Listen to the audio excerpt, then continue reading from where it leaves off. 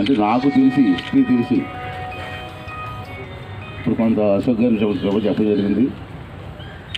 గజపతి రాజుల టైంలో 400 సంవత్సరాల క్రితమే మరి ఇవాళ ఈ దేవాలయం కట్టినట్టు మనం చూస్తున్నాం.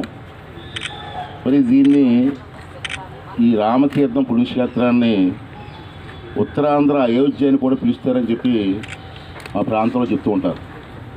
సింహాచలం కానివ్వండి, ఈ రామతీర్థం పుణ్యక్షేత్రం కానివ్వండి, పవిత్రమైన స్థానాలని చెప్పి మన పెద్దలు చెప్తే మనం విన్నాం చాలా సందర్భాల్లో. మరి దురదృష్టం మొన్న ఈ దేవాలయం పైన దాడి జరగడం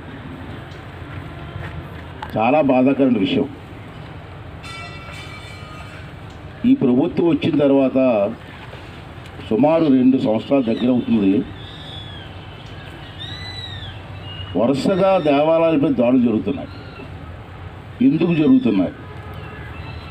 గతంలో కూడా ఎప్పుడూ జరగని విధంగా వరుసగా దేవాలయాలపై దాడులు జరుగుతున్నా ఈ ముఖ్యమంత్రి గారు కానీ, దేవాదాయ శాఖ మంత్రి గారు కానీ, హోంమంత్రి గారు కానీ ఎందుకు పట్టించుకోవట్లేదు అన్నది ఈవేళ అందరూ కూడా చర్చించుకుంటున్న విషయం.